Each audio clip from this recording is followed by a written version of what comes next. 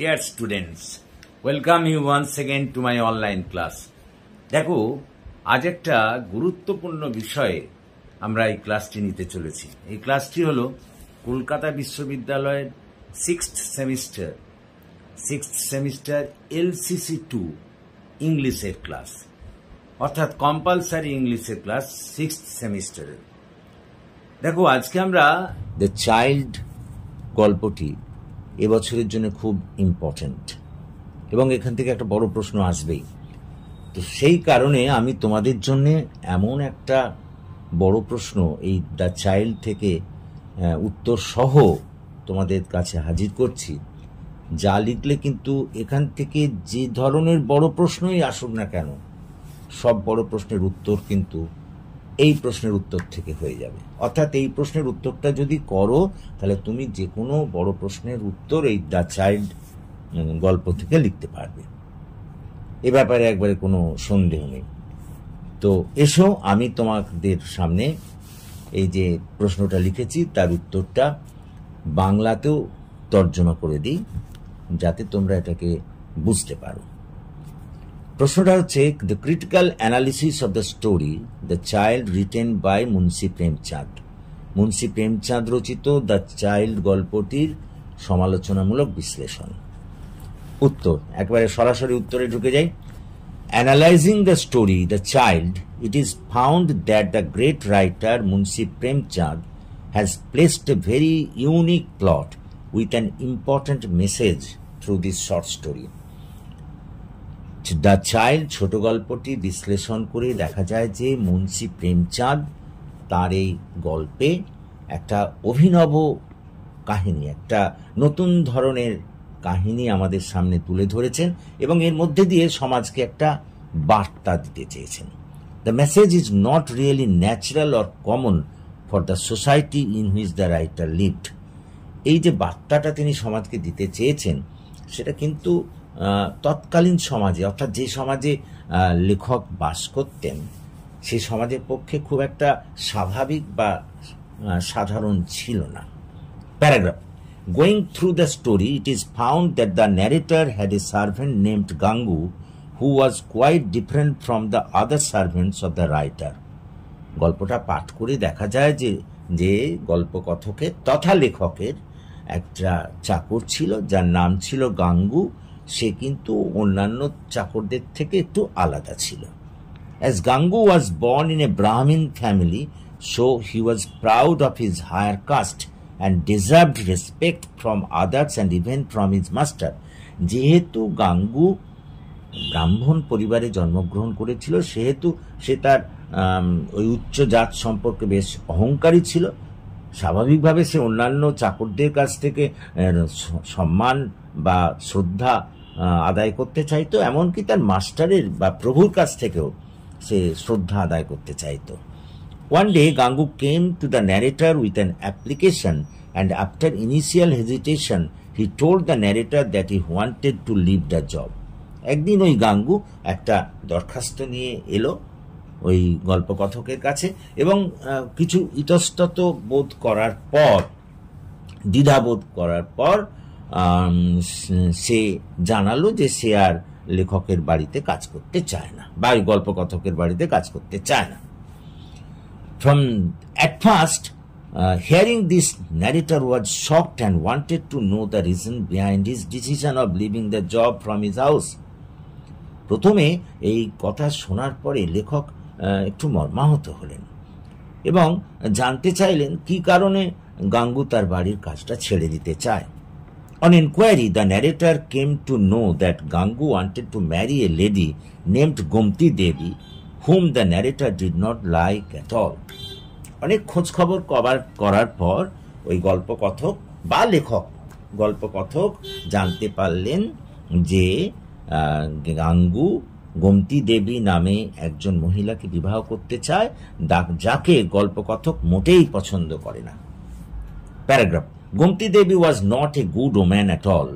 গোমতী দেবী একেবারেই ভালো মহিলা ছিলেন না। She had a very bad past record. তার একটা খুব বাজে অতীত ছিল, খুব খারাপ অতীত ছিল। She was not a good woman by character. চরিত্রগত দিক দিয়ে সে কিন্তু মোটেই ভালো ছিল না। After becoming widow, she came to widow home where the home authority had tried to resettle her in life by giving her remarriage twice. সে বিধবা হয়ে যাওয়ার পর যখন তাকে বিধবা আশ্রমে পাঠানো হলো, তখন ওই বিধবা আশ্রমের কর্তৃপক্ষ তাকে দুবার পুনর্বিবাহ দিয়ে তাকে জীবনে স্থায়ী করতে চেয়েছিল। বাট কিন্তু unfortunately enough in both the cases Gomti Devi came back after a week or two.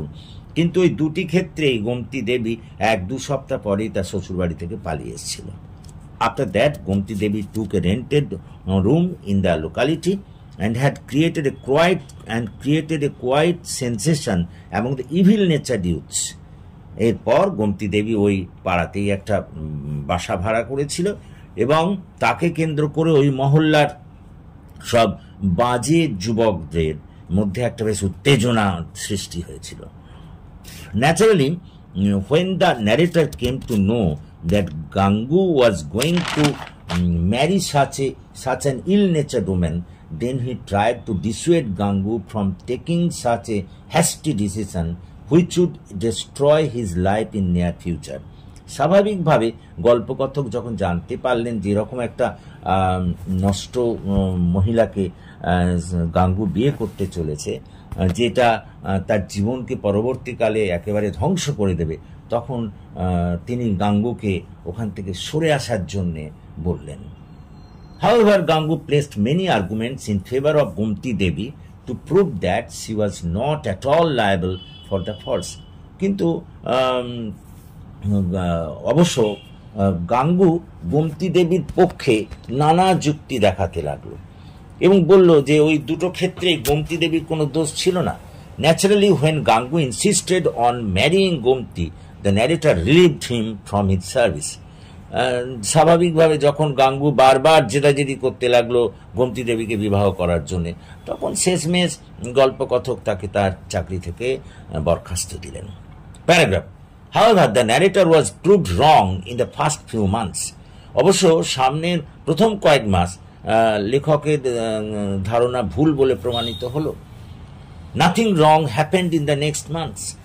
সামনের মাসগুলোতে তেমন কিছু খারাপ কিছু ঘটেনি। Rather, Gangu took the job of a hawker and was living happily with Gomti Devi. বরঞ্চ গাঙ্গু একটা হকারের চাকরি নিয়ে গোমতী দেবীকে নিয়ে সুখে স্বাচ্ছন্দ্যে ঘর করছিল। প্যারাগ্রাফ।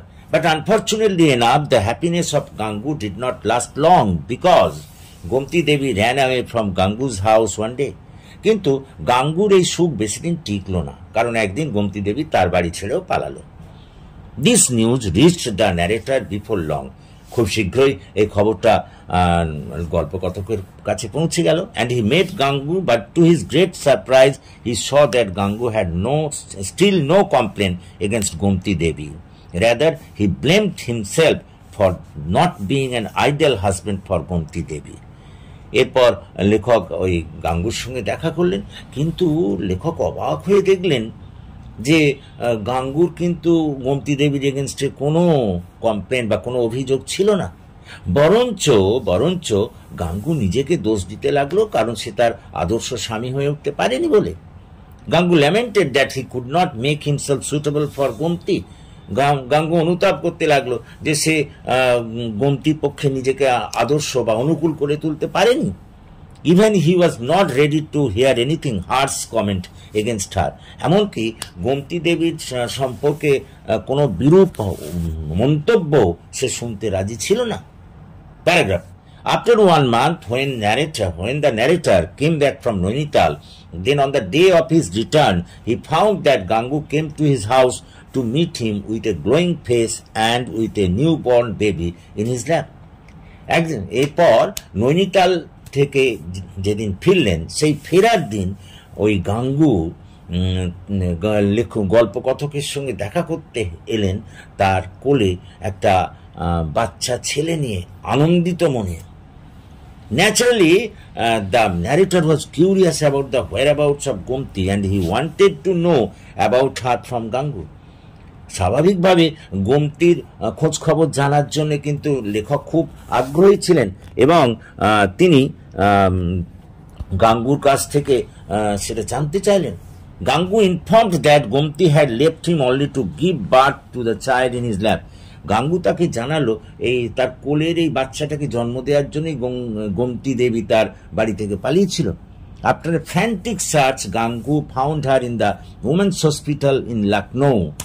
অনেক খোঁজাখুঁজির পর ওই লখনৌয়ের মহিলাদের হাসপাতালে গাঙ্গু গোমতীকে ফিরে পেয়েছিল এবং Gangu brought Gomti back to his home with the child, এবং এই শিশু সহ গোমতীকে সে তার বাড়িতে ফিরেও এনেছিল। Hearing this from Gangu, the narrator realized that the child was not of Gangu, because Gangu and Gomti had not been married more than 6 months when the child was born. গাঙ্গুর কাছ থেকে এই কথা শুনে লেখক বুঝতে পারলেন যে এই শিশুটা কিন্তু গাঙ্গুর নয়, কারণ এই শিশুটার জন্মের সময় তাদের 6 মাসেরও বিয়ে হয়নি, অর্থাৎ তাদের বিবাহ 6 মাসও কাটেনি তখন এই শিশুটার জন্ম হয়েছে।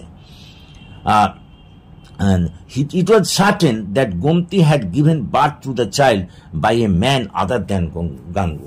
এটা বোঝা গেল, এটা পরিষ্কার হয়ে গেল যে অন্য কোন পুরুষের শিশুকে জন্ম দিয়েছে এই Gomti. The narrator tried to convince Gangu of this fact. এই ব্যাপারটা গল্পকথক গাঙ্গুকে বোঝাবার চেষ্টা করলো, but unfortunately enough Gangu made him shocked and speechless by his reply. কিন্তু গাঙ্গু তার উত্তরের সাহায্যে একেবারে লেখককে কিন্তু নির্বাক করে দিল, অর্থাৎ গল্পকথককে নির্বাক করে দিল। Gangu told the narrator that the child's birth had never bothered him, rather thought that possibly for this reason Gomti had left him. গাঙ্গু লেখককে জানালেন যে এই শিশুটার জন্ম বৃত্তান্ত কিন্তু তাকে কোনোভাবে বিরক্ত করেনি, বরঞ্চ সে বলল যে সম্ভবত একে জন্ম দেওয়ার জন্যেই গোমতী তার বাড়ি ছেড়ে পালিয়েছিল। Gangu informed the narrator that Gomti had every right to leave him if she did not love him. গাঙ্গু লেখককে জানালেন যে গোমতী দেবীর অধিকার আছে তাকে ছেড়ে যাওয়ার যদি গোমতী তাকে না ভালোবাসে। But if she loved him, কিন্তু যদি সে তাকে ভালোবাসে মানে গাঙ্গুকে ভালোবাসে, she must not leave him for the child's birth, তাহলে কিন্তু এই শিশুর জন্মের জন্য তাকে গাঙ্গুকে ছেড়ে যেতে হবে না। This comment of Gangu made the narrator speechless. এই ধরনের বক্তব্য, গাঙ্গুর এই ধরনের বক্তব্য লেখককে একেবারে স্পিচলেস করে দিল, নির্বাক করে দিল। He did not expect such type of broad and liberal mind from an illiterate person like Gangu. গাঙ্গুর মতো অশিক্ষিতের কাছ থেকে এরকম একটা প্রশস্ত বা উদার হৃদয় সে আশাও করতে পারেনি। Particularly when Gangu said, when one takes a harvested field, one does not refuse the crop merely because someone else has grown it. যখন গাঙ্গু বলল যখন কোনো একজন কেউ শস্যক্ষেত্র কেনে তখন ওই কোনো একজন আগে তার এক শস্য এখানে রোপণ করেছে সেই শস্যের জন্য কিন্তু ওই জমি সে ত্যাগ করে না। The narrator felt himself a fool. এই কথা শুনে ন্যারেটার একেবারে বোকা বনে গেলেন। His pride of being educated and reasonable was shattered by the feelings of the illiterate Gangu. এই অশিক্ষিত গাঙ্গুর অনুভূতি বা মনোভাব, উদার মনোভাব দেখে তার শিক্ষা দীক্ষা, তার যে যুক্তিবাদিতার এতদিন অহংকার ছিল গল্পকথকের, সে সব চূর্ণ হয়ে গেল গাঙ্গুর দ্বারা। The narrator was pleased with Gangu. Narrator খুবই খুশি হলেন গাঙ্গুর প্রতি, and blessed this couple from his heart, এবং অন্তর থেকে এই দম্পতিকে তিনি তার আশীর্বাদ জানালেন। দেখো, এই হচ্ছে তোমাদের লিখতে হবে, একদম সহজ ভাষায় লেখা আছে। আশা করি তোমরা বুঝতে পেরেছ। ঠিক এইভাবেই লিখবে, যে কোনো বড় প্রশ্ন তার চাইল্ড থেকে আসুক না কেন এটাকেই লিখে দেবে। ক্লিয়ার? আশা করি তোমরা বুঝতে পেরেছ, এবং যদি তোমরা বুঝতে পারো তাহলে প্লিজ এই ক্লাসের কথা তোমাদের বন্ধুবান্ধবদের মধ্যে শেয়ার করো এবং তাদেরও এই ক্লাসে যোগদান করতে বলো, এবং প্লিজ আমার এই চ্যানেলটিকে সাবস্ক্রাইব করো যাতে আমি আরো এগিয়ে আসতে পারি এবং তোমাদের আরো বেশি করে সাহায্য করতে পারি। So that's all for this day.